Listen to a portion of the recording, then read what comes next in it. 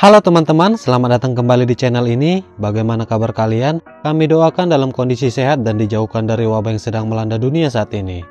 Bagi teman-teman penggemar olahraga atau fashion sporty, tentunya merek Nike tidak asing lagi di telinga kalian.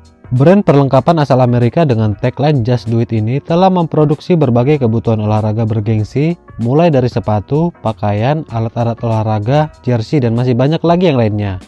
Namun, tahukah kalian bagaimana awal mula berdirinya perusahaan ini hingga menjadi brand perlengkapan olahraga nomor 1 di dunia? Nah, di video kali ini kita akan membahas tentang sejarah singkat berdirinya Nike. Sebelum kita mulai kisahnya, bagi teman-teman yang baru bergabung di channel ini, jangan lupa untuk like, comment, and subscribe. Nike awalnya dikenal sebagai Blue Ribbon Sport yang didirikan oleh atlet track Philip Knight dan pelatihnya Bill Bowerman dari University of Oregon pada Januari 1964. Awalnya perusahaan ini bergerak di bidang distributor pembuat sepatu Jepang Onitsuka Tiger. Pada saat itu, mereka menggagas impor sepatu lari dari Jepang untuk bersaing dengan merek Jerman seperti Adidas dan Puma yang kemudian mendominasi pasar Amerika Serikat. Namun disayangkan, kerjasama antara Blue Ribbon Sport dengan Onitsuka Tiger tidak berlangsung lama. Keduanya memutuskan untuk berpisah pada tahun 1971. Blue Ribbon Sport kemudian bersiap untuk meluncurkan sendiri produk sepatunya. Sepatu pertama yang dijual kepada publik adalah sepatu sepak bola bernama Nike, yang dirilis pada musim panas 1971. Masih di tahun yang sama, perusahaan juga memperkenalkan logo baru yang disebut Swoosh. Logo ini dirancang oleh Caroline Davidson dan digunakan untuk pertama kalinya pada tanggal 18 Juni 1971. Logo ini juga telah didaftarkan dengan US Patent and Trademark Office 3 tahun kemudian, tepatnya pada 22 Januari 1974. Setahun setelah berdiri, Blue Ribbon Sport secara resmi memperkenalkan merek Nike pada Februari 1972. Nama Nike itu sendiri terinspirasi dari mitologi Yunani, yaitu dewi yang dihubungkan dengan kemenangan dan keberhasilan. Kemudian pada tahun 1978, Blue Ribbon Sport secara resmi berganti nama menjadi Nike.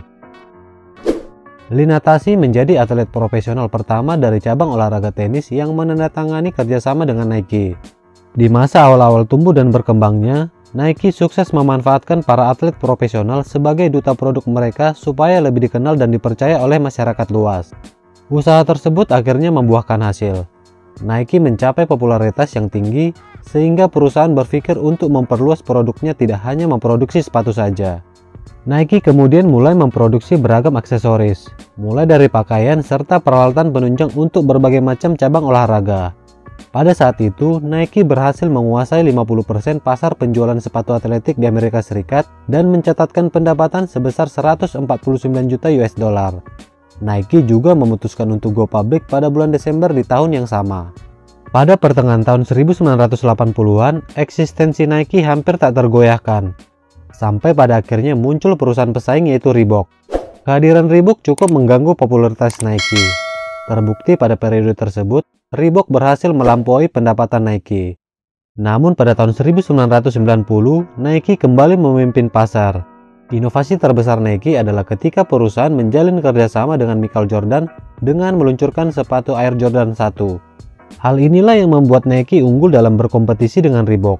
Meskipun Michael Jordan terkenal, namun sebenarnya ia bukanlah pilihan pertama Phil Knight. Target utama Nike untuk diajak bekerja sama adalah Bird dan Magic Johnson yang merupakan dua dari atlet yang paling populer pada saat itu.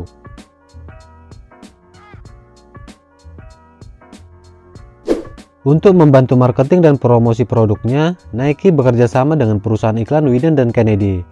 Perusahaan iklan asal Portland ini kemudian mencari sebuah slogan yang pas untuk sepatu Nike.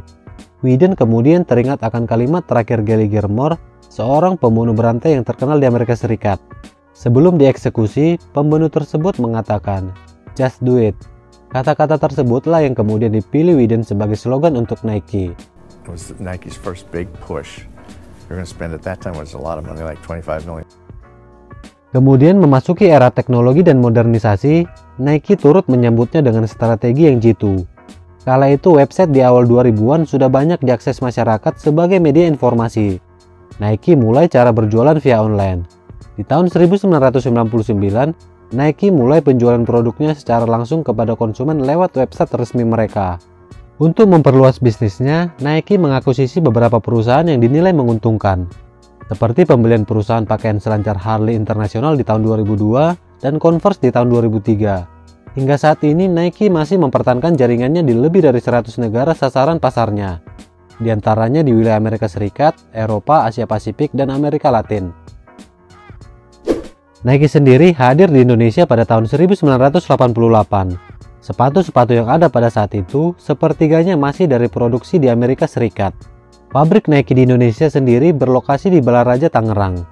Sebagai merek sepatu populer yang menjadi favorit semua orang, Nike menawarkan beragam kelebihan bagi para penggunanya. Produk Nike selalu menghadirkan kualitas yang terjamin. Di samping itu, desain yang stylish dan kekinian dapat meningkatkan kepercayaan diri pemakainya. Nike selalu menghadirkan teknologi di setiap lini produknya.